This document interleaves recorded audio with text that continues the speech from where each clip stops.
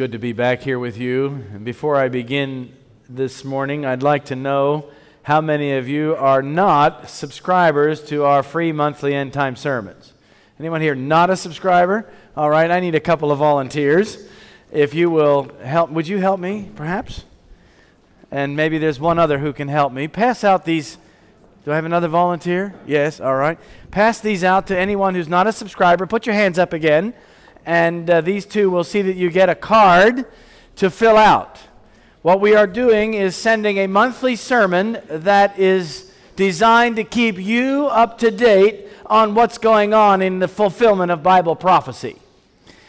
We are constantly researching and revealing the things that are happening in our time that are, in fact, fulfilling the prophecies that were given to us in the Bible and the spirit of prophecy.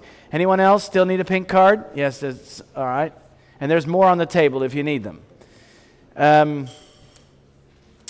You know, there are many people who think that the Adventist understanding of prophecy is a relic of the Victorian era and that it should be discarded. Recently, a pastor wrote an article in a rather liberal magazine known as Spectrum, which was basically saying that the idea of Rome being the Antichrist and the Pope being the Babylon of modern times is basically something that can't be documented and is not really something we should look at. And there's another solution, another answer to these prophecies in Scripture.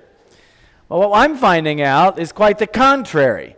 Every detail that God gave us in the Bible and the spirit of prophecy is being fulfilled in our time. And it's amazing to watch it develop. So if you want to keep up to date, get a hold of a pink card, fill it out, and return it to me today, and we will be sure and put you on the list so that you receive our monthly sermons. Now, I'll tell you now that we send them out. Those of you who are subscribers already know this, but we send them out every second month. We send 2 at a time so that you are able to get all the sermons, but that saves us a bundle of money. And we're thankful that God has so far been able to sustain the work of Keep the Faith. You know, we have over 12,000 subscribers around the world, and it is not always certain that we're going to be able to get enough funds to send them out. But so far, God has been able to sustain us for over 6 years, praise the Lord. And we're able to bring you these monthly messages. They are free of charge. And so the only way we support this work is by the free will offerings of God's people. And I'm going to thank those of you who have supported Keep the Faith for your sincere and generous support to the work that God has given us to do. By the way, we also have what I call Keep the Faith for Kids. Those of you who have grandkids or nieces and nephews or children that like to hear good character-building stories and songs, this is for them. Anywhere from the age of 5, or maybe even 4, up until 84, enjoy the monthly sermons, or rather the quarterly stories and programs that we're putting together. Miss Michelle happens to be a friend of mine who is a superb storyteller and connects very well with children, and so she is doing those on a quarterly basis for us. If you'd like to subscribe to that, on the pink card there is a little box you can tick that will generate a subscription for the quarterly stories and songs for children. We also are publishing occasional CDs in Spanish and in Portuguese. We are hoping to have our Portuguese sermons published every month. They're already being translated every month, but we are in the process of getting someone to record them every month and then hopefully be able to produce them. You may not think Portuguese is such a big language, but if you go to Brazil, as I have done, it is huge. And we're finding that there's a lot of potential where men and women in Brazil will be able to hear the message also. And the Spanish-speaking world is a very large group and segment of the world's population, so we're hoping that we can be able to get those recorded every month eventually as well. We're doing our best. And so thank you today for being here. It's a blessing to see old friends and meet new friends.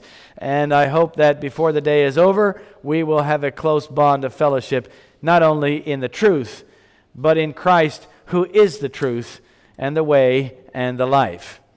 Today I want to bring you a message on Daniel, and it's entitled, Babylon is Back. I had planned to do that one this afternoon, but I've decided to go ahead and bring it forward at the special request, or by special request, because I think it's something that will lay a foundation for a lot of other things that you're going to be hearing about. But before I begin that, I just want to say that on that last Sabbath, a very interesting event took place in the United States. In fact, it was in Washington, D.C. I live about 90 miles southwest of Washington, D.C., and so I keep my eye on what's going on over there. There is something in America known as the Tea Party. Have you heard of the Tea Party? All right, if you've been paying attention to the news, you probably know a little bit about the Tea Party. They're a group of conservative Americans who are very concerned about the way America is headed right now. And they have every right to be, I suppose, considering many aspects. But in any case, they are very active. And last Sabbath, one of the talkback radio and television hosts named Glenn Beck. Have anybody here ever heard of Glenn Beck? A few of you. He's pretty well known in America, for good or for bad. Some people hate him, other people love him. You know, that's the way it is with anybody who's doing anything, you know, with conviction these days. In any case, Glenn Beck held a rally in Washington, D.C. on the around the monuments there in that in that city, and there were probably, I would guess, somewhere in the range of 300,000 to 400,000 people there, maybe even more, depending on, well, it's an estimate, and nobody really knows for sure when you have that many people. But anyway, he gave some speeches. Sarah Palin gave speeches. You know her, or you know who she is anyway. And there were other people that were giving speeches as well. One of the things that Glenn Beck said is that we must get America back to God. Well, that's ominous. And then he said, today is the turning point. Imagine being on the Holy Sabbath day saying this. Where America begins to turn back to God and to faith and to the things that we have stood for, you know, the 2 centuries plus centuries that have existed in American history, from at least the modern American history. So I thought you'd be interested to know that there is a movement going on that is potentially leading or could lead to a change in the way America views religion. You know, right now, American leadership is, yes, religious in a way, but they are, of course, developing counter-religious principles and policies and practices in the United States. So I expect that in time these things will coalesce. They will come together, and we're going to see the fulfillment of the very things that so many of God's people today say will not happen and don't have any relevance to our times. So keep your mind and heart alert as the things unfold in this world. I'd like for you to turn with me in your Bibles to the 13th chapter of Revelation. Perhaps this is where the climax of history comes together in a final assault on God's 10 Commandments and His truth, and on Jesus Christ and His people. And I want you to notice one verse. This verse is verse 8. It says, and all that dwell upon the earth shall what? Worship Him, whose names are not written in the book of life of the Lamb slain from the foundation of the world. Now I want you to realize here that this is talking about all that dwell upon the earth shall worship Him. The only exceptions are those whose names are written in the Lamb's Book of Life. Isn't that right? Perhaps the most important project that you will ever engage in or establish in your life is to get your name in the Lamb's Book of Life. Isn't that right? You must have your name in the Lamb's Book of Life if you want to be saved. If you want to survive the coming crisis, my friends, you must also have your name in the Lamb's Book of Life. Otherwise, you will collapse in one big heap when the crisis comes upon you, and it will be an overwhelming crisis. All that dwell upon the earth shall worship him. This is talking about a global religion. Hello. A global religion. You know, until this idea of globalism really got a lot of prominence in the public press, I didn't really think of it this way, but in reality, that's exactly what this verse is telling us. There is coming a global religion upon the earth. And that religion, as you know, is going to be worshiping the first beast of Revelation 13, which, of course, is the Roman Catholic power. This first beast is in cooperation with the second beast. I hope you'll be able to see that a little later on, which is the United States, to bring the whole world under the control of a global religion, run, of course, by the Vatican and the Pope. Now, this is very important to understand. How do you get a global religion when there are so many religious ideas afloat today? On one hand, you have a huge Muslim population. On another hand, you have a huge Hindu population. In other places of the world, you have Buddhists and Shinto and there are so many of these various religions. Not to mention, of course, the atheists. You have a few of them here in Australia, I think. And we have a few of them in America as well. And the communists.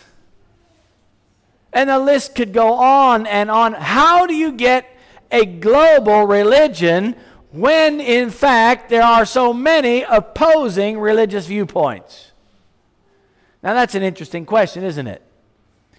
But the Bible is accurate, is it not? Do you believe the Bible? I believe the Bible. It is accurate. And the Bible tells us that there is coming a global religion. Now, how is that going to happen? Well, the Bible also tells us how it's going to come about. And when you see that, it'll become obvious to you, I hope, that it is actually, in fact, happening today in the midst of all of this religious confusion and dissension and discussion that's going on in the world. So turn with me in your Bibles to the book of Daniel. Daniel is a prophetic book, as you know, one of the most important books in the Bible from the principles of, at least from the point of view of present truth. Because here we are living at the end of time, and Daniel and Revelation were written for our time. They complement each other, and they are inextricably linked together. Little did Daniel know that God would raise up a prophet named John to publish a book that would complement his. But nevertheless, the angel told Daniel in chapter 12 that at the end of time, Daniel will stand in his lot. Isn't that right? Ellen White tells us very clearly, of course it's obvious from Scripture too, but she tells us very clearly that those who give Daniel's message in the last time are in effect Daniel standing in his lot. She doesn't put it in those exact words, but that's the idea that she presents. Maybe you've run across that before. Now, Daniel is a prophetic book. And as I look at Daniel chapter 1, there's a story there, isn't there? Daniel's faced with a crisis. And that crisis is played out, and he ends up being successful in being 10 times more wise than all the Chaldeans and everybody else in the realm. And so he becomes essentially the prime minister. Chapter 2 tells us, he doesn't become the prime minister in chapter 1, that's in chapter 2. But Daniel chapter 2 tells us how that God raised up Daniel to the prophetic office. Another crisis comes to him. He's suddenly faced with a death sentence, and he had nothing to do with it. It's unjust, unfair, but God uses that death sentence to actually raise him up to the point where Nebuchadnezzar, the king of the whole empire, recognizes that he has in him a spirit, the spirit of the gods, as he puts it, or the spirit of God. Nebuchadnezzar didn't understand what he was talking about, but he obviously admitted from his sincerity that this was in fact true. And so Daniel becomes the prime minister. Then in chapter 3, we read the story of how Nebuchadnezzar defied God, raised up an image of gold instead of with the various metals, and he tries to show or get everyone to have a worship experience that is in harmony with Babylonian principles. Okay? In other words, he sets up a global religion. Nebuchadnezzar in chapter 3 establishes a religious practice that is to be carried out throughout the empire. The worship of the king. The worship of the king who represents one of the gods, the sun god especially. But in any case, these are the principles that are involved here. Well, how did Nebuchadnezzar establish a global religion? Because that's what he did. How did he do it? It's very interesting, because when he went out and conquered the lands, all the nations, and he brought them under his empire, he did several things, ultimately with the goal of having a global religion. Number one, as you know from Daniel chapter 1, he brought these young people back from all the various nations. By the way, I should point out that in Daniel chapter 1, we have only really the story of Daniel and perhaps a little bit about his friends. The Bible is concerned with God's church. The Bible is telling us what happens to God's church down through the ages and down through time. It doesn't tell us a lot of the other details of history. We have to go elsewhere for that. But in this case, Nebuchadnezzar established a principle where he took young people from all the various nations where they had been, that he had conquered, including Daniel and his friends and other Hebrews, and he brings them to Babylon where he wants to train them. Notice what he says in verse 3 of chapter 1 to Ashpenaz, the master of the eunuchs, that he should bring certain of the children of Israel and of the king's seed and of the princes. In other words, the best, the cream of the crop, the lot that are the higher end of young people. Children in whom was no blemish, but well-favored and skillful in all wisdom and cunning and knowledge and understanding science, and such as had ability in them to stand in the king's palace, and whom they might teach the learning and tongue of the Chaldeans.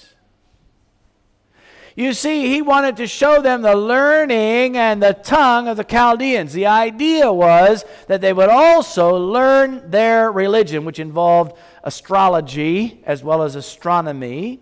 It involved the superstitions of Babylonian religion. And so he decided to start with globalizing the educational process. And that's what he did with Daniel and his friends as well as the others.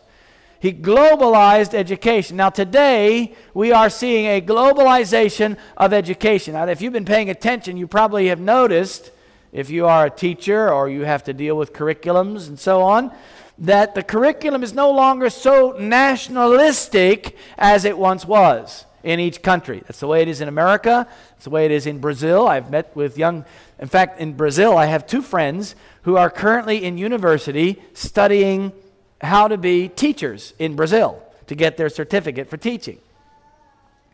Now, they aren't interested in teaching the traditional worldly educational curriculum, of course, but they have to learn it anyway so that they, can have that certificate.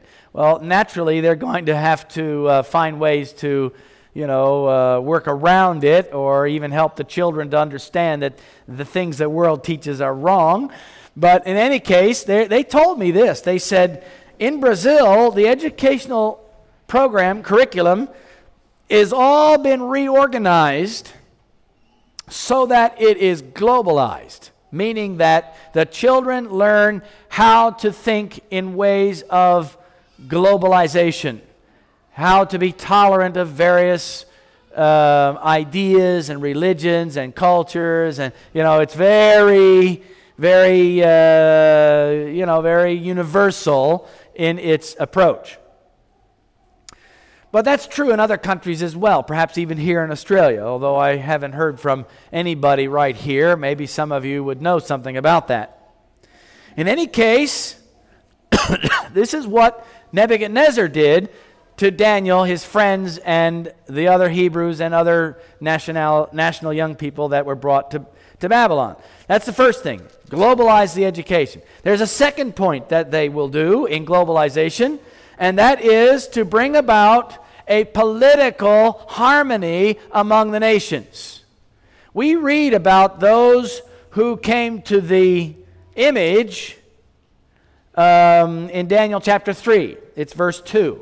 So turn to Daniel chapter 3, verse 2. Let's look at this for a minute. These people came to the image because they were the leaders of government. All the various sectors of government are represented.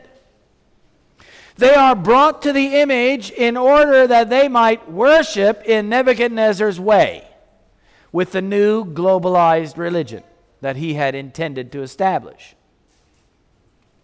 By the way, Nebuchadnezzar did not anticipate that anybody would oppose him or stand against this religion, especially in his government. After all, he had been so nice to them. He had been very generous to these young people that had been conquered, or from the nations that had been conquered. He did not expect opposition, which is a very interesting thing. You see, at the end of time, those who are establishing this globalization do not expect opposition, especially at the religious level, once everything else is in place. But we'll come to that in a minute.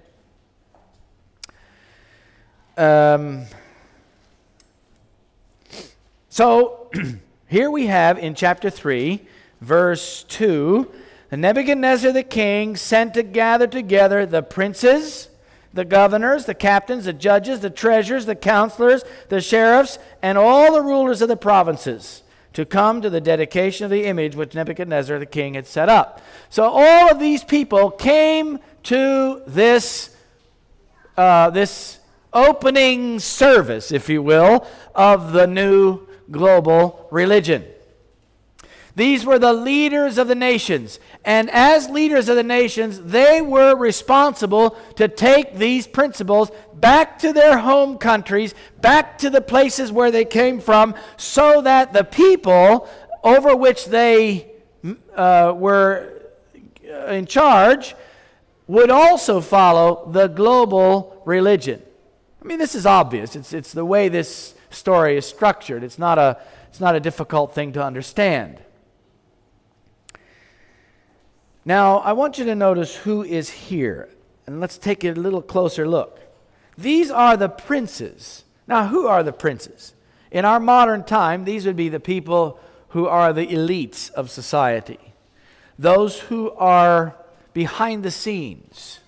These are the ones like the Trilateral Commission, the Council on Foreign Relations, the economic people like the Rothschilds and the Rockefellers and others. These are the ones who are never really out there in the public eye. They are behind the scenes, and they are manipulating the whole thing from back there.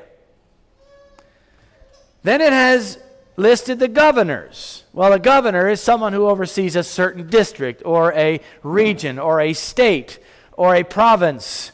The governor is responsible for the civil affairs of whatever district or area over which he rules. Then you have the captains. Who are the captains? Where do you find captains? You find them in the services, in the military. This is talking about the military. In other words, Nebuchadnezzar's principle was to include the military in this global religious thing, perhaps even from the point of view of enforcement.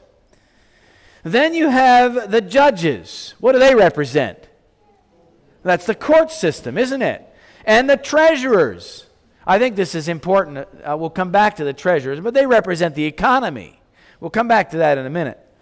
The counselors. Every leader has his counselors. You know, you have them here in Australia for the Prime Minister. And in the United States, we have counselors to the President. He appoints a cabinet where he is advised by these people concerning their various expertise. Then it says there are the sheriffs. Who are the sheriffs? Well, that's the police department, isn't it? So the enforcement is there as well at that level. And all the rulers of the provinces. So you see that there was an implied political alignment that was taking place in Babylon. That political alignment laid the foundation for another level of alignment, which then lays the foundation for a third and final level of alignment. Well, actually, the first alignment was the educational, wasn't it? So this is the second level already, the political alignment. The third level is the economic level. Nebuchadnezzar globalized the economy. And we witness this because the treasurers were invited to this, or required, I should say, to come to the worship and dedication of the image. The treasurers are the ones that manipulate the economy. They are the ones that determine how much is in the money supply. How much supply of money there is. These are the ones that organize many aspects of the economy so that there is whatever economic agendas that they have are successful. This globalization of the economy is vital. Everybody knows, that's in the know, that he who controls the economy controls industry, commerce, and trade, and politics, and everything else. If you control the economy, you then control the rest of the entity that you're dealing with, whether it's a nation state or a region of nation states or a global economy. Now, it's essential. Otherwise, you cannot really get good integration of political harmony around the world as well. So you have to have globalization of the economy. Now, why do you have to have these things? In order for there to be a globalized religion, you have to be able to enforce it, and you have to have an economic element. I've been reporting on the Sunday law movement in Europe. Those of you who have been listening to our monthly CDs recognize that there is a Sunday law movement in Europe to elevate Sunday laws to the second level. First level is Sunday closing, but the bishops are now pushing for Sunday rest, which is the second level, the third level being Sunday worship, and the fourth level being anti-Sabbath laws. So Europe is going from level 1, or in the process of going from level 1 to level 2 of Sunday laws. That's an important movement because it's laying the foundation for, obviously, level 3 and level 4. They had a conference in March of this year in Europe to publicly promote the idea that Sunday is work-free, or they were promoting a work-free Sunday. And the slogan is a couple of children that say to their parents, "Mom and Dad, Sundays belong to us." In other words, they're promoting family life on Sunday as at least a secular way of observing a day of rest.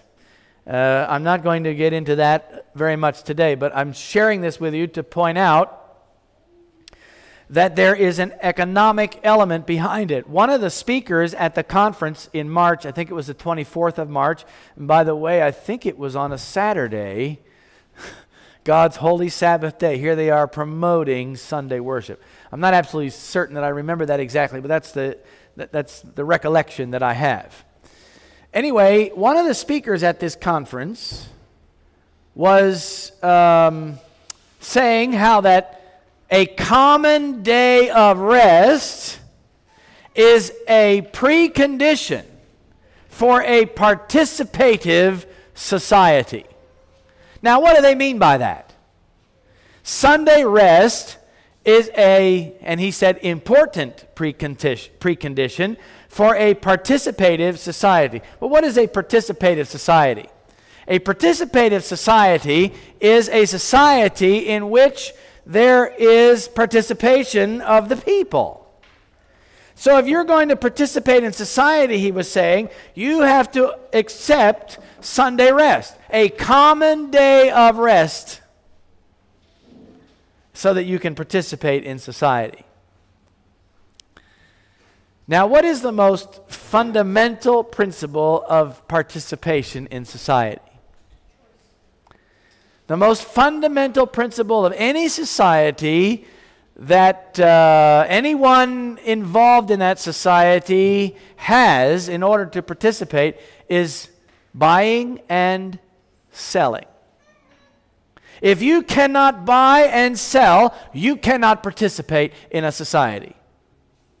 What he's saying is that there is coming a time when there are going to be Sunday laws that will be foundational to a participatory society, and those who don't go along will not be able to buy and sell. Does that sound familiar? If you know what he's actually saying here, folks, it becomes obvious that they are working towards the fulfillment of Revelation 13 in Europe. And by the way, Europe is a model that is being used to be an example for other regions of the world. We'll get to that in just a minute. But Nebuchadnezzar did four things. He globalized the education, he globalized the politics, he globalized the economy, then he globalized the religion. And if you don't think that's where this is headed, then you need to understand Europe a little bit. Because as I said, Europe is being used as a model for other regional governments around the world. Remember, Europe is made up of a number of nation states that have now joined together in the European Union. As of December 1 last year, the European Union became an official superstate. What do I mean by that? Well, prior to that, the European Union was only an association of nation states, and the central government in Brussels really had very little power over them. December 1 of last year, that all changed. Europe is now, the European Union is now a superstate with a centralized government that controls or will eventually control every aspect of European society. You've been hearing about this for a long time. It all started back in 1957 with the Treaty of Rome, which tells you something. It is a Roman Catholic project. The European Union is a Roman Catholic project. And by the way, that project has gradually matured. It began as a trade agreement, a trade association to loosen up the trade so that the nations could trade easily back and forth with each other. And then it morphed from the European Economic Community. Some of you may remember those old names that they used to use for Europe. It morphed from the European Economic Community to the European Community. They took out economic because they were moving toward a more political arrangement. That political arrangement was denied at the very beginning. In 1957, they said it would never be political. Of course, they were lying through their teeth. And of course, today that's exactly what it is. But then they established the European Union monetary unit known as the euro. The euro has given the European nations a sense of, or it was intended to give them a sense of unity. Well, for better or for worse, that's the way it was. But the euro actually turbocharged the process of political integration. Now, I said this is a Roman Catholic project because let us remember that it is Rome's objective to recover control of Europe. If she cannot control Europe, she cannot control any other part of the world. Her ultimate destiny, her ultimate goal, her ultimate prophetic destiny is to control the whole world. Remember that all that dwell upon the earth shall worship him. So that's Rome's ultimate goal. We know that from Bible prophecy.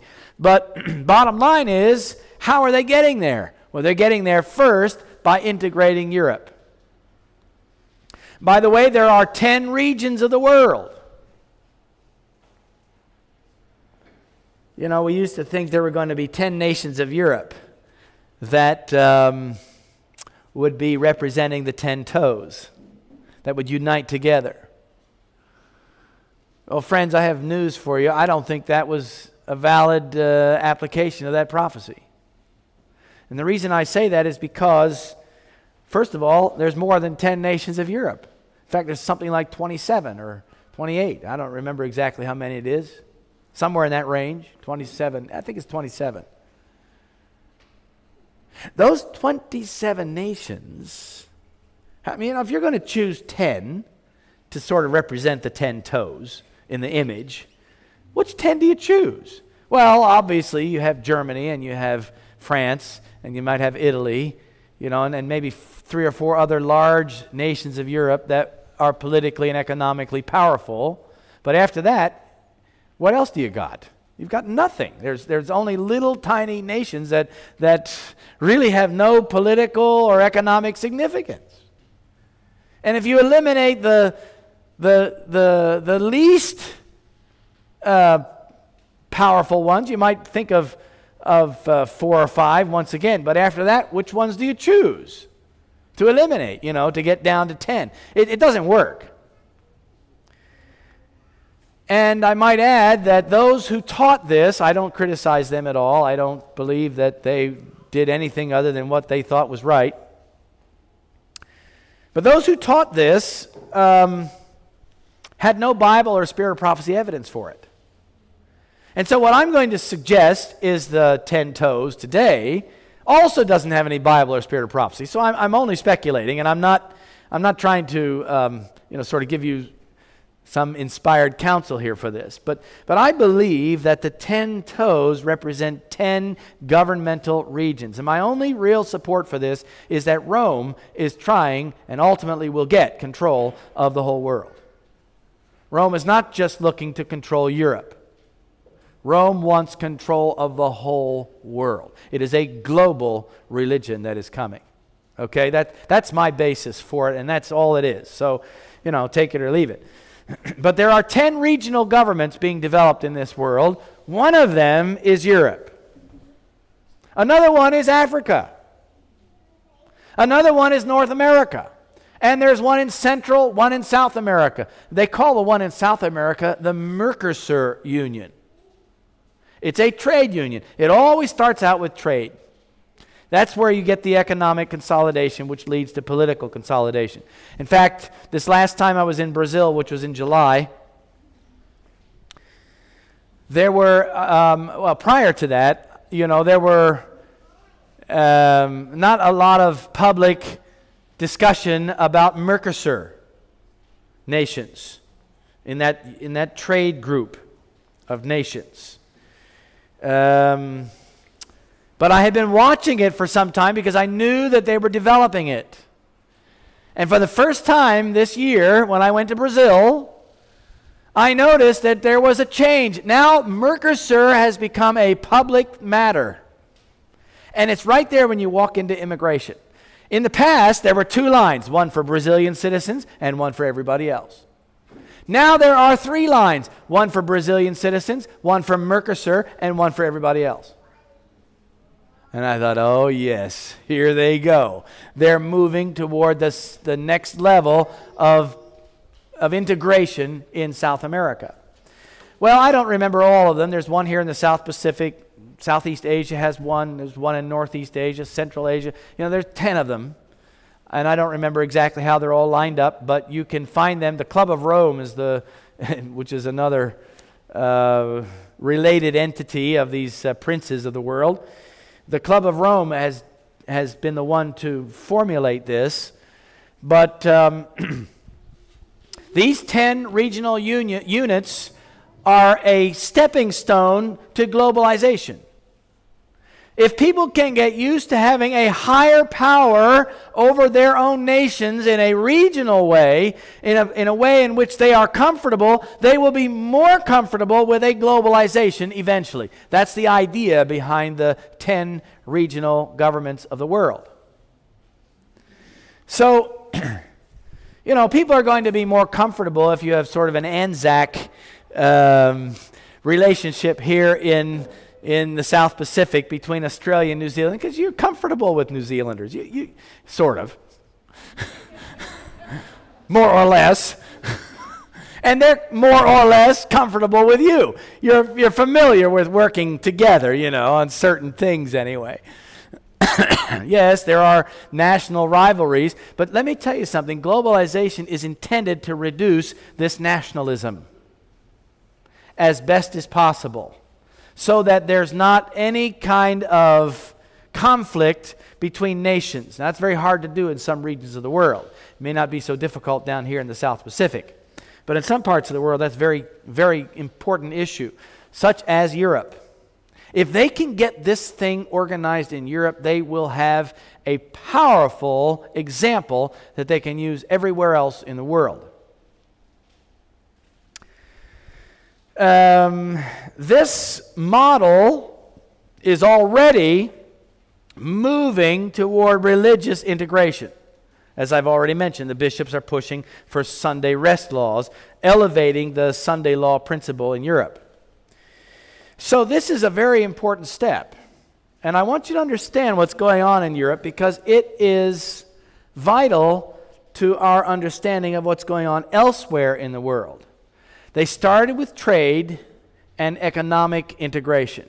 Once they had the euro, then they began to move with political integration until they finally got it in December of last year. Now they are already beginning religious integration, and they have to, at least from a secular point of view. After all, you have a flood of Islamic people coming into Europe. They have to deal with that issue, and Rome is very anxious to deal with this. Rome is very anxious to establish herself as the cultural, historical, and religious center of Europe, because she knows that given time, Islam is going to rise much more significantly in Europe. It's already pretty strong. There's already strong opposition to Rome by Muslims in many parts, especially since Switzerland has just recently changed its constitution to say, imagine this, that no minarets, no additional minarets can be built in Switzerland. You know, imagine something that precise and specific being put into a constitution. But that's what they did. The government leaders didn't want it, but they had no choice because the people voted it. The people forced it on them.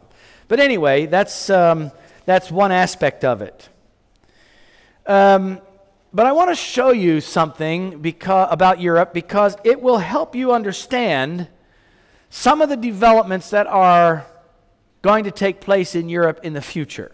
And they will help us understand what is going to happen in other parts of the world, including here in the South Pacific. But there are great movements going on in Europe. I never realized that when I was young that Europe would play such an important part in Bible prophecy. I saw that the United States had a central role, but I did not understand that without a resurrection of the Holy Roman Empire, think about that, it would be impossible to establish a global religion dominated by the Catholic Church, as we find in Revelation 13, verse 8, our opening scripture. But now it's becoming clearer and clearer just how Rome and its one world religion is going to be, or is in the process of being established. You know, you've heard about the United Nations since World War II.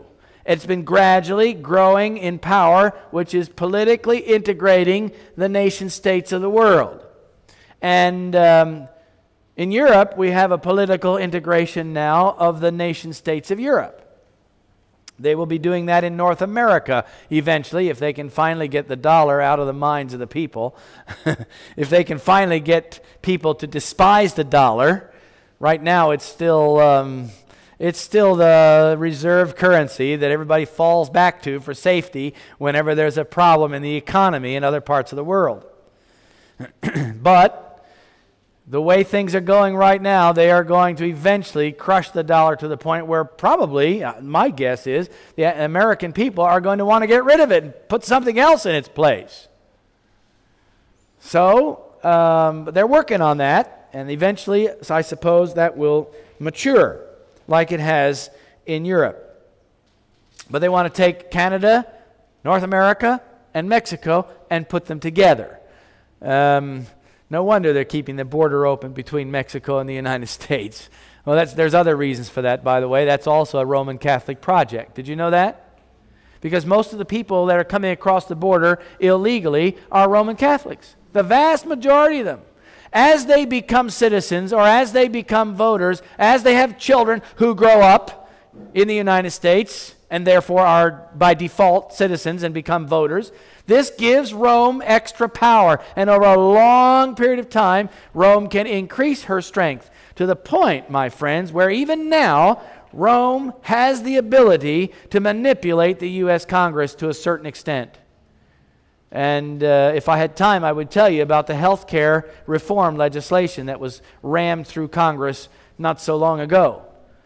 It was blocked by the bishops unless the liberal Democratic leaders were willing to take abortion funding out of the bill. They blocked it, and they arm twisted. And they pushed and shoved until Nancy Pelosi gave in. It was brutal. I'm telling you, those bishops were relentless in Congress. They have the Congress, they call it the Conference of Catholic Bishops, the U.S. Conference of Catholic Bishops, right there in Washington, D.C., with a few minutes walk to the Congress building and to the White House.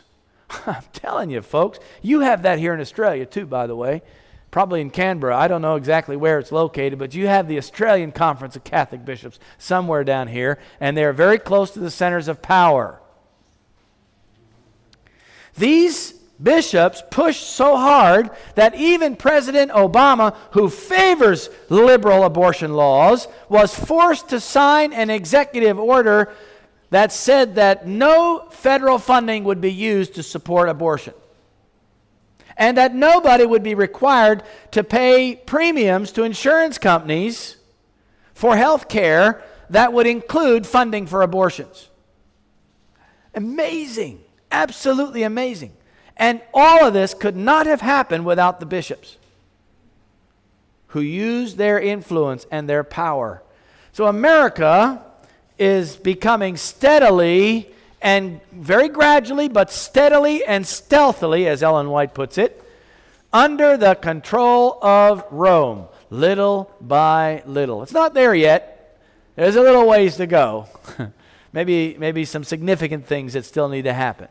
But those things can happen very quickly when there is a crisis big enough that people look to their religious leaders to find out what they should do next.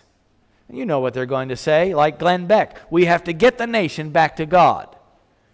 You know, these evangelical leaders are going to, and promoters. Glenn Beck is really a promoter. He's not a leader so much, but he may turn out to be one day. But, you know, they are promoting a return to God. And when there's a crisis big enough, people are going to respond. Anyway, back to Europe.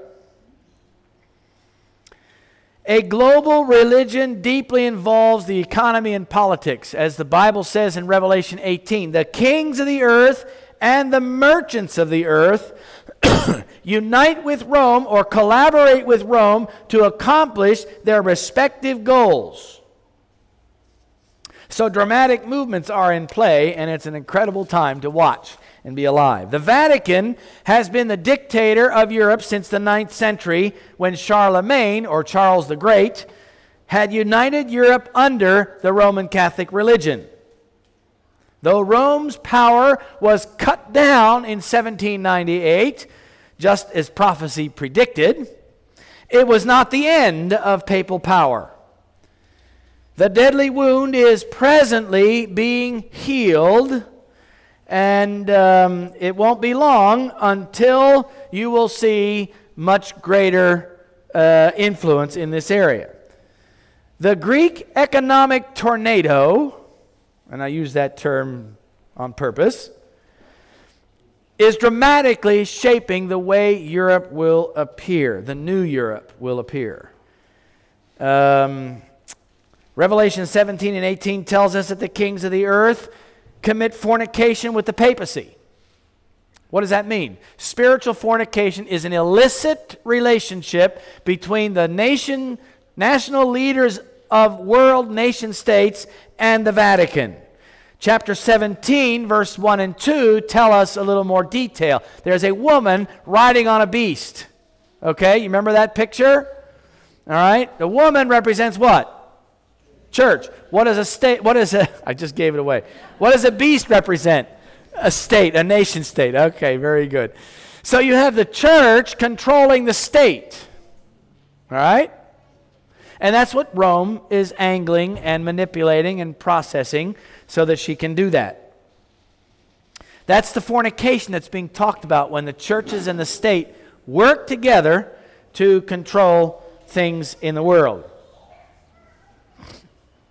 This means that the Roman church, described in Revelation as the whore, in Revelation 17, and the nation states described as kings of the earth, they're working together to accomplish their respective purposes. Nation states want political advantage for themselves in their regional and global struggles, and they work with Rome to get it. Just watch the way Rome works and Germany works with Rome and the way France works with Rome. You'll see this little process going on, you know, one, then the other, back and forth. It's kind of interesting. But little do they realize that they are entering a trap from which there will eventually be no escape. And I say that very clearly. I want you to understand that. They are in a trap from which there will be no escape. I'll show you how that's happening right now. The papacy will dominate them politically and force them to impose her religion on their citizens once the old Holy Roman Empire goes global. Revelation 18 verse 15. Let's have a look at Revelation 18 verse 15. I want to show you something here.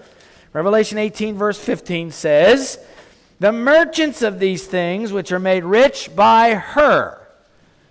What's that referring to? That's referring to the economists of the world, those who manipulate and control, the central bankers, those who control the Federal Reserve. You have the central bank. What do you call it here in Australia? The Reserve Bank. Well, it's not the Federal Reserve, but you've got the Reserve Bank. Okay. And other economic leaders, perhaps some of them that are behind the scenes that I mentioned earlier. You have these people described here as being made rich by her, by Rome, by their cooperation with Rome. And if you've been watching the economic developments in this economic crisis that we've had since 2008, it's amazing how that the leaders who are organizing this globalization of the economy are continually in discussion and communication with Rome. Back when there was a lot of planning going on for the G20 meeting in April of last year, it was in March, when all the leaders of the G7 got together in Italy, including President Obama, to discuss this global economic crisis and the solutions that are, in the works. almost every one of them, if not all of them, almost all of them, paid a visit to the Vatican, either before the meeting or afterwards, including President Obama for the first visit that he made with Benedict XVI. You may remember that. And the Pope handed him a gift. Remember what it was? It was his encyclical on the economy and on social. It's broader than just the economy, but it involved and especially focused on the economy. You see, the papacy and the leaders of the world are working together politically and economically to establish a globalization that will lead to ultimate religious globalization. Well, anyway, right now in Europe, Europe is the center of the struggle for control by Rome. But to most people, what's happening in Europe is a great mystery. And since it doesn't seem or feel like it is affecting them, they ignore what's going on in Greece and other nations of the European Union. So while there's panic in the bond markets and volatile stock markets rattle the investment portfolios of people around the world, students of prophecy are aware of the final outcome. But most of God's people aren't paying attention. I'm telling you now. They're not paying attention. They don't see the connection between the things going on in the world and Bible prophecy. That's one of the reasons I want to urge you to get our monthly CDs. Because what we're trying to do is help you develop a prophetic mindset, the ability to see the things that take place in the world around you and be able to prioritize them in prophetic application. Anyway, Greece was on the verge of economic and political collapse in the spring of 2010. I'm going to tell you why this is happening and what's behind it. Prior to this economic crisis in Greece, the European Union and its central government was weak. It was established, but it is weak. It needed a way to strengthen itself so that it could become the dictator of all the the international or regional policies of Europe. Greece could not pay its debts without colossal infusions of capital and enormous structural changes. But though Greece is at the center of the economic crisis, for the time being, she's not alone. Just this week I was reading about Spain, who is also in a great economic crisis. Italy, Portugal, Spain, Ireland, and even Britain are in deep economic trouble. And they're struggling to avoid the problem that Greece has. If even one of them fails to make a debt payment or meet a financial target, it could cause severe worldwide economic tsunami. Everyone is watching Europe if they're paying attention to what's going on in these markets. And it's important to understand that. You see, the question is Greece about to collapse in one big heap, as some have suggested? Is the euro going to fall apart? You know, a lot of people have been saying that too. Will the European Union come to an end in the near future? I had emails, people saying, see, the economic crisis in Europe is going to split Europe to bits. And the next thing you know, the European Union will not exist anymore. I don't think so, my friends. Bible prophecy does not say that. Bible prophecy actually says the opposite. Europe is going to become a major central influence in globalization and global religion, by the way. But anyway, we'll come to that in a minute. These are the burning questions of the day, however, in Europe. They are also galvanizing the attention of kings and merchants of the earth, both in Europe and America especially. But men and women who are paying attention to world affairs are deeply worried and hoping against hope that the dramatic movements in Europe will not plunge the earth into a global recession. Listen to this statement from Education, page 179. The present is a time of overwhelming interest to all living, rulers and statesmen, men who occupy positions of trust and authority, thinking men and women of all classes have their attention fixed upon the events taking place about us. They are watching the strained, restless relations that exist among the nations. They observe the intensity that is taking possession of every earthly element, and they recognize that something great and decisive is about to take place, that the world is on the verge of a stupendous crisis. You, my friends, have the more sure word of prophecy, do you not? And it will tell you what is certain to happen. You know where all this is headed. But what do they have? They only have their instincts, which are very unreliable. God has placed you and me in a position to help them understand what's going on. Isn't that wonderful? And you can talk to people about these things. They want to know. You don't have to just avoid sharing your faith because, you're afraid they might not accept it. No. Get right out there, my friends. Tell them what's going on out there in the world. Show them how it fits with Bible prophecy. And it's a natural, open door to share with them what you believe about the Sabbath, the state of the dead, any other things that are of interest or of concern to them. But just under a year ago, there was great enthusiasm among the European leaders over the fact that the Irish people had voted in favor of the European Union. This was they were the last holdouts in a 60-year conspiracy against the people of Europe by the Roman Catholic Church and European leaders to create a central government, a superstate over all of Europe, an empire that could eventually be dominated once again by the Vatican. Their project was undergirded by the euro, a common currency that was intended to give Europeans this sense of unity. Just as soon as the European Union became a superstate, at the end of last year, the euro is suddenly again at the center of a whopping crisis that has been engineered by the very ones who want to take full control of Europe. Now, I say engineered, and that means manipulated. You have to understand what we're talking about here. And by the way, I don't say things I can't document. And if you want the documentation, all you've got to do is go to our website, because we post the text of all of our sermons online, and then at the appropriate places we put links to the original documents that we use to support our statements, the things we say.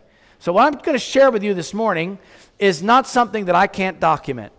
I don't talk about things I can't document. By the way, when I talk about the Jesuits, I talk about them only in the sense of the things that I can document. And there's a lot of stuff out there you can document, even about the Jesuits. It's amazing. Anyway, in 1978, two leaders of Europe met together to establish, or plan, I should say, how the European monetary system would work, the euro. Helmut Schmidt, remember him? Some of you may remember Helmut Schmidt. The other one was Valéry Giscard d'Estaing, the leader of France, or the whatever position he held. They met in the German city of Aachen, the main seat of Charlemagne's authority in the Middle Ages. Isn't that interesting? It was very symbolic. These men were going to repeat what Charlemagne had done. Charlemagne was famous for minting a common currency that he used to unify the nations of Europe under his military power, and more significantly, under the Roman Catholic religion. These men were planning to create another single currency to unite Europe again and resurrect the glory of Charlemagne's Holy Roman Empire, once again under the Roman Catholic Church. Those who know even a tiny bit about Europe's recent history know that is exactly what Europe's superstate has been designed to do, to restore the Holy Roman Empire. The euro is being used to unify and control a disunited set of nations under one authority, both secular and religious. The deadly wound is being healed. The euro has plunged Europe, or at least one nation of Europe, into economic chaos, and thereby the rest of Europe. How can it be that the euro can unite the nations of Europe under the present uncertainty and distress? Well, behind the scenes, my friends, there is a hand that has created the crisis for the greater good, they claim, of the whole European community. With all the demonstrations and violence in Greece, Greece looked like it might disintegrate. The protests almost brought down the Greek government. But while this crisis is real, it was planned out a long time ago and is implemented on schedule. Many journalists, pundits, and commentators think that the European Union, or at least the euro, is about to implode and collapse in one great heap. But the media is looking in the wrong direction. They don't have Bible prophecy. Who is behind this Greek problem? And who is behind the plight of the euro? Most importantly, what is the reason for the chaos? And how will it end? These are the things that are the burning questions of our time, and as it relates to Bible prophecy. Now, Greece has a history of reckless spending, but this is not the main reason for the crisis. Consider an illustration. A drug addict is addicted to his drug, even though he cannot handle it, and though it destroys him from inside, he demands it anyway because he craves it severely. Like the drug addict, Greece, along with a number of other Mediterranean countries known as the pigs, yeah, that's what they call it, the pigs, Portugal, Italy, Ireland, Greece, and Spain. Pigs, P-I-I-G-S. They also call the Mediterranean ones Club Med, in a sort of derisive way, Club Med. So like the drug addict, Greece, along with a number of other Mediterranean countries, was heavily addicted to cheap credit and demanded more and more of it, even before joining the EU. Let's be specific. Greece is a weaker country in the European Union. Like many European countries, Greece was living well above its means. It was giving public workers expensive benefits and early retirement, funding large social programs and politically popular but expensive projects. And it featured rampant corruption, fiscal irresponsibility, and budgetary impiety. The largesse was slowly strangling Greek economy. Financing that debt was expensive but not impossible. All Greece had to do was devalue the drachma by printing more and more of them, which eases the pressure in the economic bubble. Joining the euro in 2001 was quite attractive to Greece economically and other economically weak countries, pardon me, because the European Central Bank was keeping interest rates very low on purpose. Greece wanted to take advantage of the inexpensive loans and racked up a staggering debt in the last 9 years. In fact, Greece misrepresented its finances as cover so that it could get approval to join the Eurozone. The Eurozone are those nations that actually participate in the euro. There are a few that do not. So Greece is no innocent bystander in this European economic catastrophe. On New Year's Day of 2001, the Prime Minister gave a speech in which he said, "We all know that our inclusion in the European Monetary Union," which is the euro, ensures for us, listen to that, or guarantees, it ensures for us a greater stability and opens up new horizons. Well, one wonders 9 years later what happened to those insurances or assurances, I should say, of greater stability and new horizons. They've sort of faded, I think, into the economic realities that Greece is facing. But you see, there's a backside to joining the euro. By joining the euro, the government of Greece lost control of its own economy. Britain has survived because it has not joined the euro and is in control of its own economy. If they want to solve a debt crisis problem, all they got to do is print more sterling, pounds.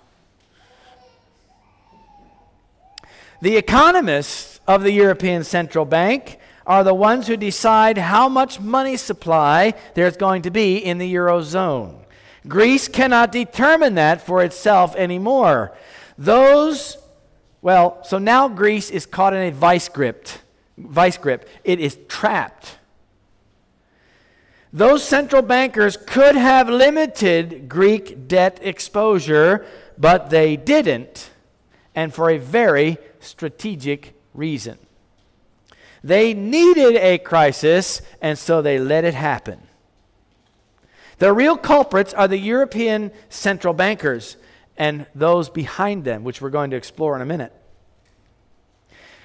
Bernard Connolly of The Telegraph, I think he's from The Telegraph. Yeah, The Telegraph in the UK, wrote that Alan Greenspan did not set up this Greek tragedy. In contrast, the EU quite deliberately created the most dangerous credit bubble of all, the euro. He's talking about the European Central Bank. And whereas the mission of the Fed, he said, is to avoid, that's the Federal Reserve in the United States, is to avoid a financial crisis, the mission of the ECB is to create one or provoke one. The purpose of the crisis, he said, would be, as Romano Prodi, the former Commission president, said in 2002, to allow the EU to take more power to itself. Romano Prodi was the Prime Minister of Italy twice. Romano Prodi was twice, maybe 3 times, the President of the European Commission. This man is an insider, and he said, the purpose of the crisis, the coming crisis, which turns out to be in Greece, is to allow the EU to take more power to itself. Now, how more clear can it be? Notice what Prodi said. He pinpointed the purpose of the Greek economic crisis. It is so the EU can get more power. And the way to do that is to create a crisis so that people will demand that the EU take more power. It's classic. Crises are an opportunity, whether they are engineered by human agencies or not, for central governments to grab control with consent or even the begging of the people. All right? Now, the leaders of Europe and the central bank knew that given cheap credit, Greece would soon become so addicted that it could not survive without it, and so would other countries in similar situations. They also knew that once Greece and other nations were in the Eurozone, they could not escape. Here is why. Why can't Greece just go out of the Eurozone, resurrect its drachma, and carry on? Nah, there's a problem. Imagine Greece, already discredited on the bond markets big time, trying to reestablish financial credibility on the open bond markets in order to borrow money to survive on its own. Friends, that's impossible now. Greece knows that it is impossible because investor confidence in Greece is already very badly shaken. One word from a well-placed economist could easily turn the bond markets against Greece. Leaving the Eurozone would be utterly impossible. European power brokers and bankers knew that given time, Greece and certain other nations would become so deeply involved in euro debt that they could never be able to establish bond credibility on their own. That was the purpose of bringing everybody in, as many as possible, into the Eurozone in the first place. Going back to their own currencies would unwind their economies and destroy them. Greece is trapped in the proverbial checkmate. And it is at the mercy of the European Central Bank and the most powerful political players of Europe. European leaders knew all this to begin with. The crisis could have been avoided a long time ago if the bankers would have wanted to stop it. The reckless spending was used to create a crisis so that the Euro federalists could take more control. Why? This is the question. Why? This is the prophetic question. And while it appears that the Greek crisis threatens the very viability of the European Union, it should be understood that the breakup of the euro is not in the plans for Europe. We will not have a group of separate nations in Europe. European leaders are working for the exact opposite. But now Greece is cornered. Its economy is in a shambles, and the people are upset with the government, and the government is in chaos.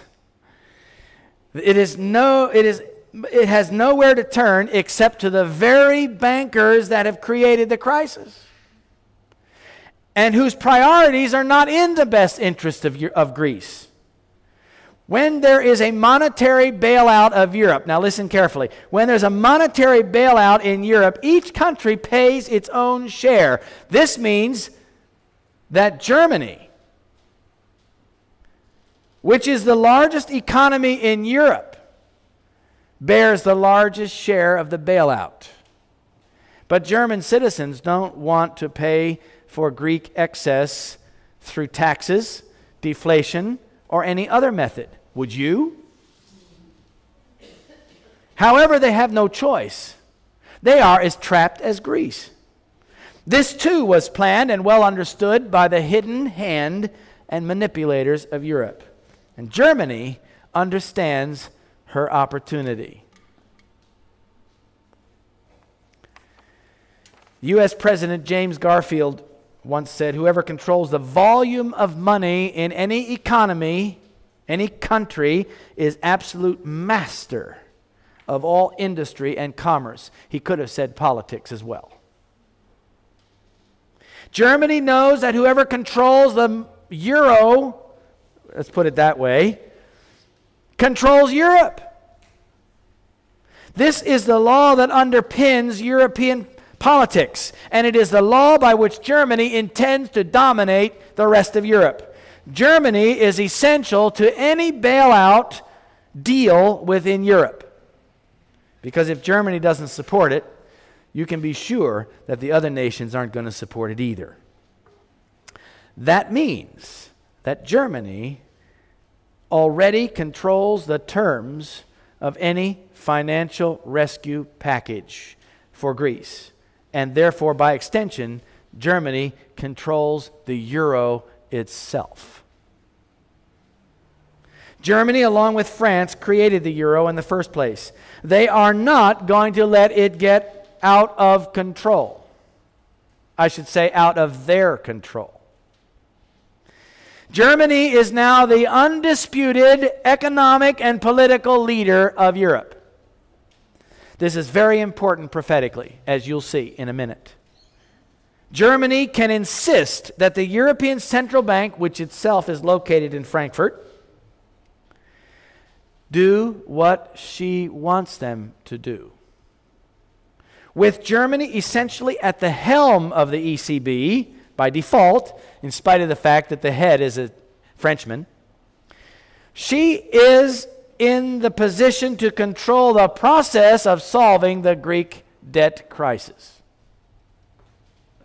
Greece is really going to have a painful time dealing with Germany. In order to receive the bailout it needs from European Central Bank, Greece has to implement some very tough austerity measures demanded by Germany, which are very unpopular with the people, by the way, and that's the reason for the riots in Greece. Germany will use the crisis as a lesson to other weak nations and economies around Europe, around the Eurozone. In exchange for a huge infusion of German-controlled euros, Germany is going to demand more power over those nations' finances. And guess what? After I prepared this sermon, I read in the newspapers exactly that.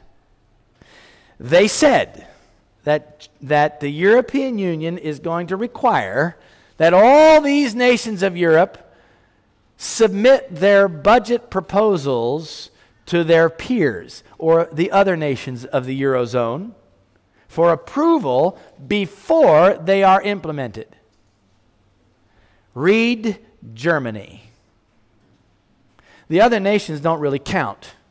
It is Germany that's going to decide whether those budgets are acceptable or not. Because if they say that they're not acceptable, then the other nations are going to say the same thing. That's just the way it's working. So, already,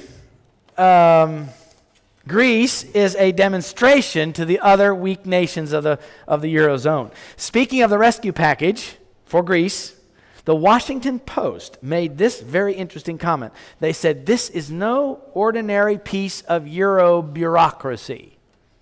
This is the kind of thing a surrendering field marshal signs in a railway car in the forest at the end of a bloody war.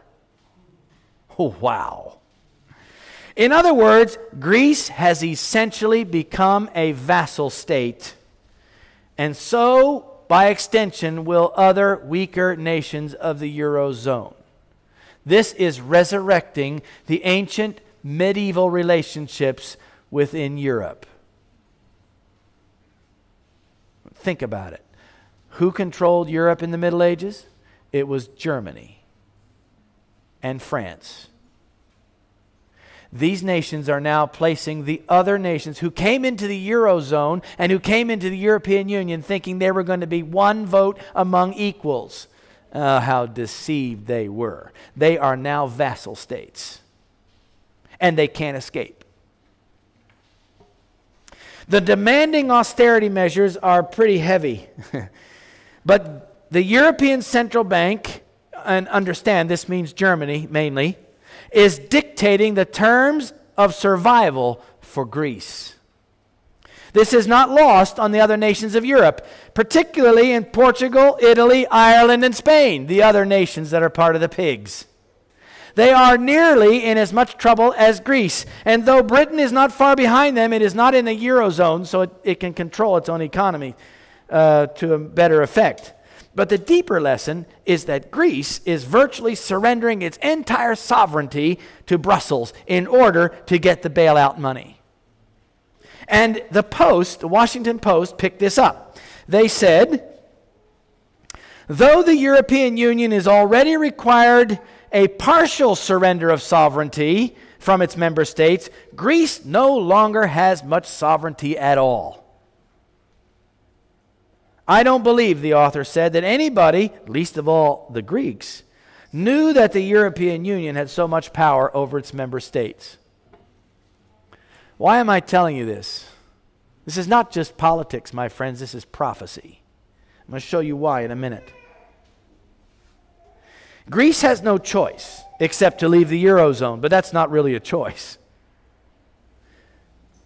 The same set of criteria will be used for other struggling countries, and they are no doubt running very scared. There should be no surprise then that there is a sudden fit of budgetary piety sweeping across Europe. The new fiscal housekeeping involves belt-tightening and harsh austerity measures with considerable budgetary restraint. Perhaps they are all beginning to realize that they have lost virtually all of their national sovereignty and are being integrated into an ever-expanding regional power that will dictate everything they do. Like the fish caught by the octopus, the more he struggles to free himself, the more he is drawn in by the octopus tentacles. The plan of the Euro-Federalists is working exactly as conceived. The media doesn't get it, mostly. They focus on the day-to-day details of the problems and conflicts that arise, but they don't see the larger picture. The European project has always been about control. A single currency has been the tool to accomplish it. The Romans had a single currency that propelled its power everywhere. Medieval Europe had a common currency under Charlemagne, which politically, militarily, and religiously united Europe under the Roman Catholic Church. And now Europe again has its own currency and is using it to unite Europe again by force under Germany. Will this lead to unity under the Roman Catholic religion? Think about it.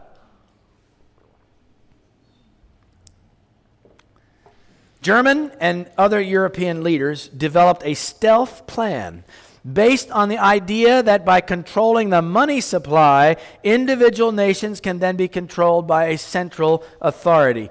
Germany, through the European Central Bank, is making sure that a preferred core of European nations, meaning those with whom Germany must cooperate politically, receive special economic favor, while the rest are essentially reduced to vassal states, similar to the way Europe was structured in the Middle Ages. Adrian Hilton described the intentions of the EU founders in his book, Principality and Power of Europe. Europe's nations, he said, would be guided towards a superstate without their people understanding what is happening. This can be accomplished by successive steps, each disguised as having an economic purpose. Now, when you start to see economic developments here in the South Pacific like this, you'll know what's behind it, right?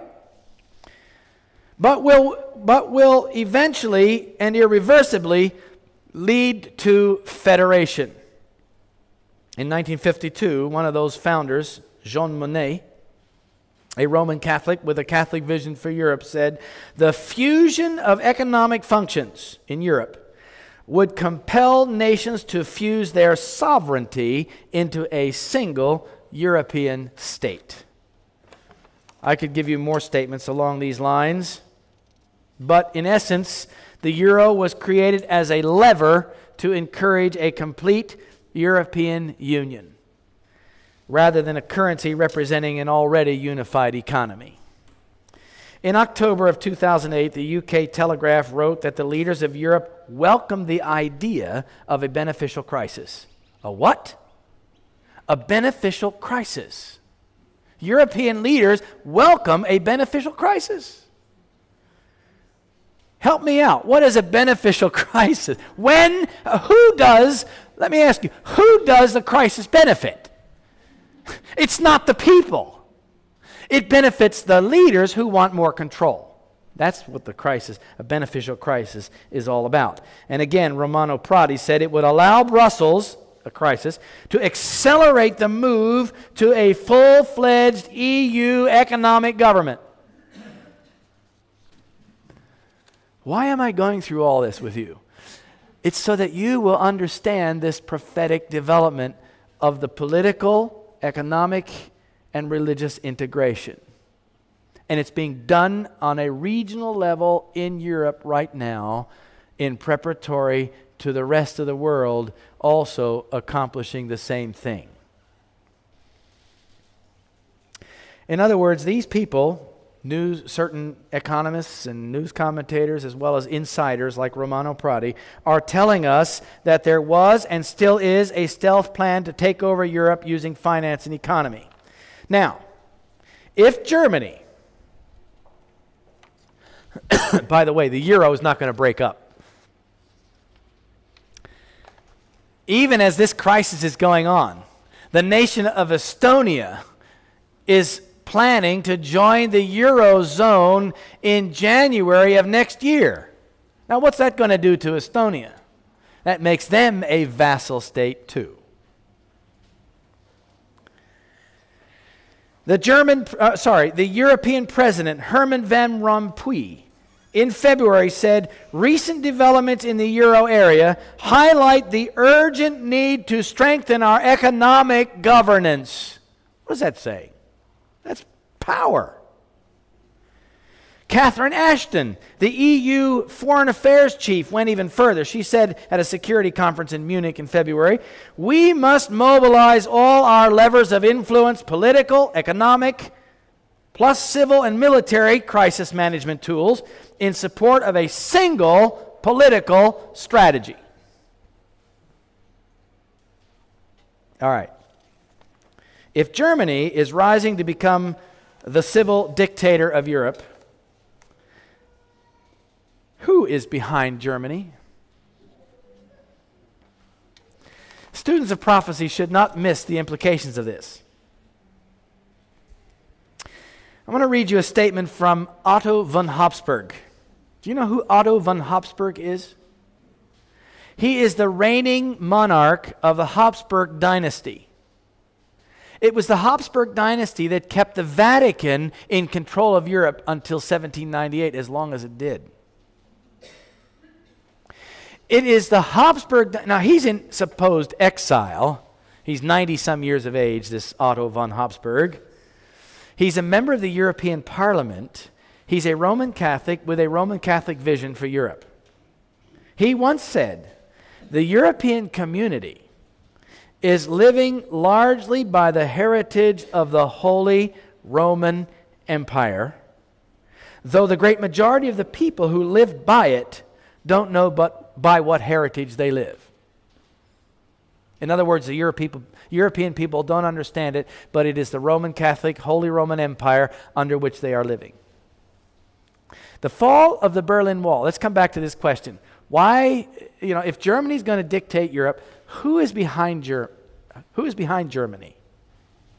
The fall of the Berlin Wall is something that we should think about for a minute. It was engineered by John Paul II and Ronald Reagan, the heads of the two beasts in Revelation 13. Did you get that? Okay? They're working together to bring down the Berlin Wall. They started with Poland because they knew that if they could bring down Poland, they could also bring down all the other Eastern European communist nations, including East Germany. Isn't that right, Jana? Yeah. They knew that historically, if Germany is divided, Germany is weak. If Germany is united, Germany rises to power and becomes strong. Germany's been responsible for 2 world wars. Did you know that? And other conflicts within European region.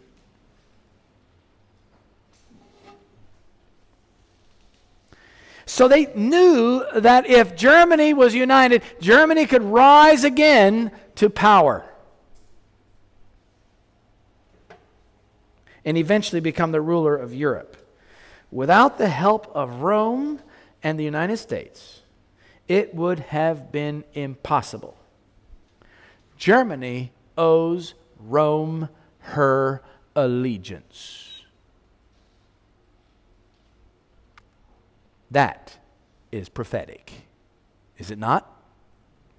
Consequently, the Vatican now controls Germany behind the scenes, the very land of the Reformation. As the shadow ruler of Germany, Rome, by extension, is also the shadow ruler of all of Europe. Europeans have no idea what is really going on behind the scenes.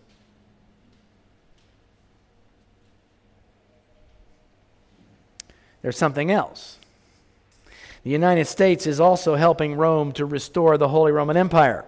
Right at the height of the crisis, the Greek economic crisis, the Federal Reserve of the United States, the central bank, worked with the other central banks around the world to provide a U.S. dollar guarantee of liquidity to the European Union to support the bailout of Greece and keep the markets financially stable.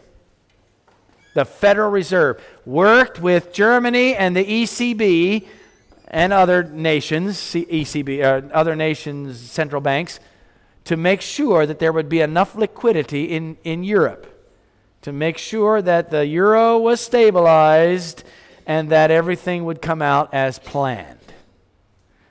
The United States, the Vatican, and Germany are working together. That is prophetic.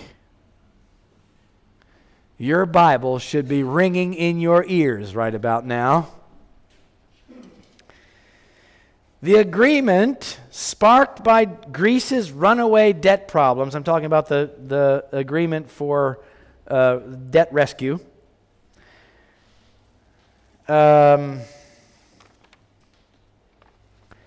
spread to other nations. They all know that what happens in Greece is going to happen to them. It's already happened to them. They just are trying to avoid the consequences of it. But let me remind you of a very important statement from Great Controversy. The Protestants of the United States will be foremost in stretching their hands across the what? The gulf to grasp the hand of spiritualism. They will reach over the abyss to clasp the hands of the Roman power. And under the influence of this threefold union, the United States will follow in the steps of Rome in trampling on the rights of conscience. So where does economic and political globalization go? It goes right into religious globalization and trampling on the rights of conscience. And Revelation 13 is now in your front page news. Not in the way Revelation 13 puts it, but in terms of the implications and consequences of these things. So Rome is angling to control or at least manipulate the global economy and global politics. European and American leaders are working with the Vatican to organize global finance so that the economy is controlled by a few people close to the Vatican. I could go more into detail about that, but for the sake of time, I will not. The Greek debt crisis and Germany's rise to power, controlling power in the EU, is what is really behind the European Union. And behind Germany is the Vatican. Make no mistake about it. It is a conspiracy against God's people. Imagine this. Satan is going through enormous and global changes and effort and cost just so that one day he can establish a global religion and bring a crisis upon God's faithful Sabbath-keeping people. That's what this is all about, brothers and sisters. Don't think that it just happenstance that in Europe we have a regionalization. No. We are seeing the development of final events in Bible prophecy, brothers and sisters. Rome is seeking to create global religion that will appoint Sunday as the day of rest instead of God's sacred, holy Sabbath day. That's what this is all about.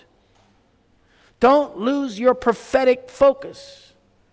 That's what this is all about. Friends, because of Bible prophecy, we can see these things clearly.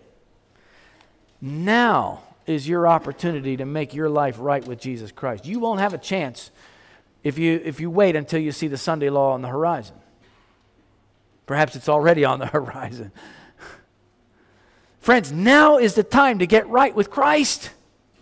Now is the time to bring your life into harmony with God's principles as Daniel did in chapter 1. Let's come back to Daniel for just a minute as we close.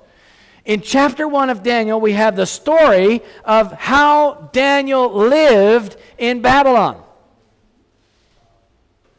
It is a prophetic testimony of how God's true people will live in the last days. I don't see Daniel eating chicken and fish and chocolate and all those other things that we like so well. Do you?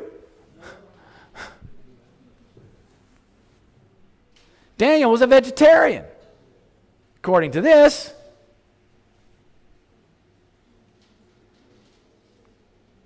You see, Daniel lived a life of sober reform, health reform. Friends, we better get started, don't you think?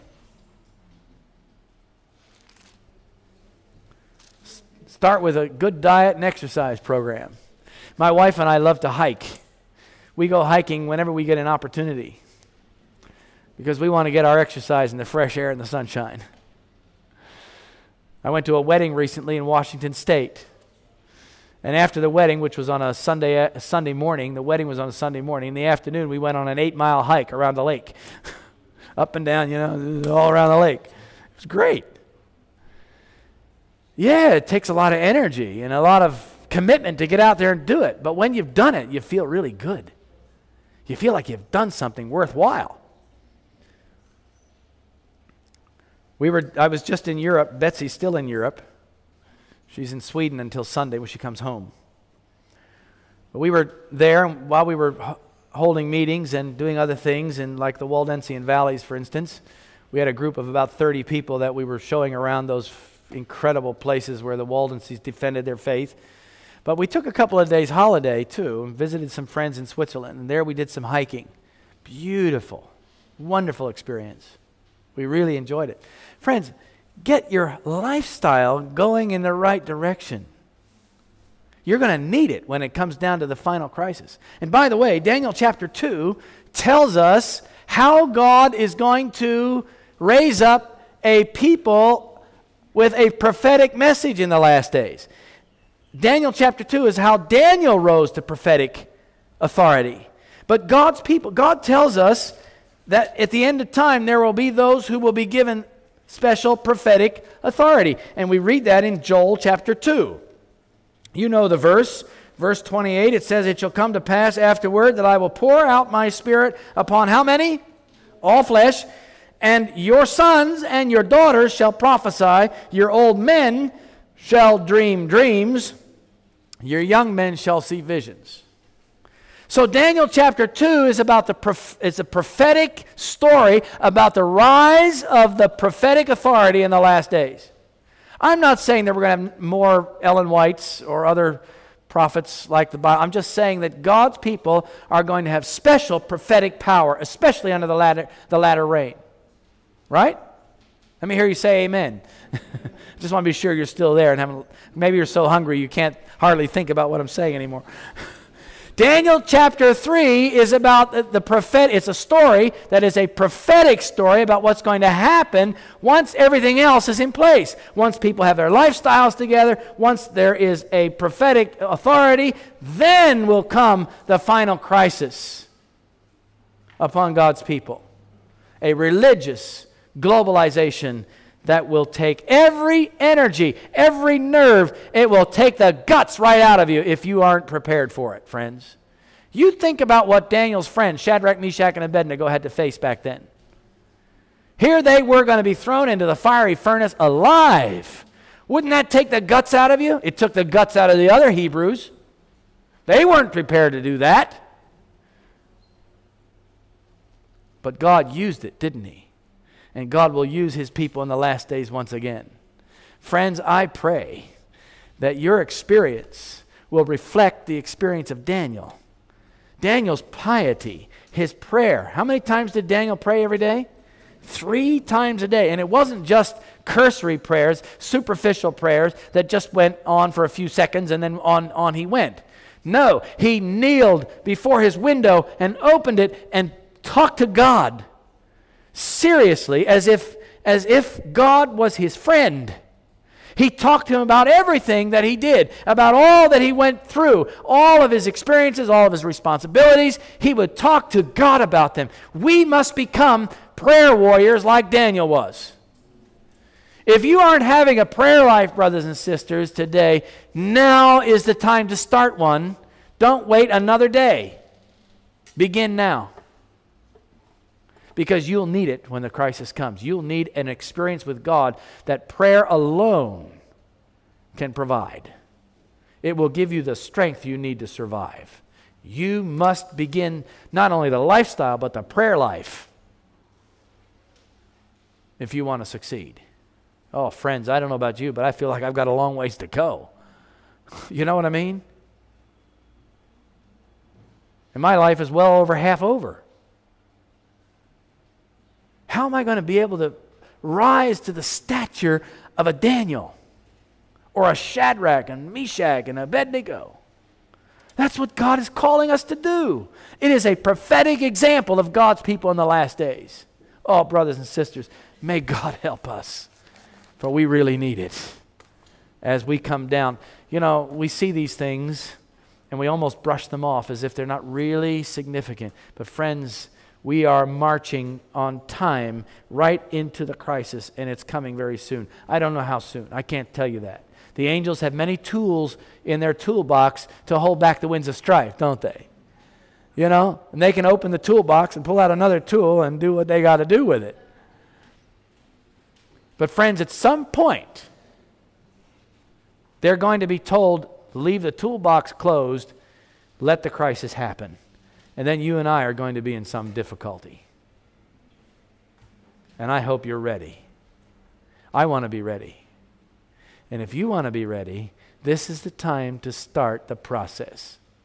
Because you can't mature it overnight. And God is looking for mature Seventh-day Adventists to be faithful in the last days. And that maturity means character maturity. It means maturity of understanding of Bible principles and prophetic principles. It means maturity in lifestyle. It means maturity in everything. Where are you in all that? I hope you are committed to making that mature walk with Jesus Christ every day. Would you kneel with me as we close in prayer?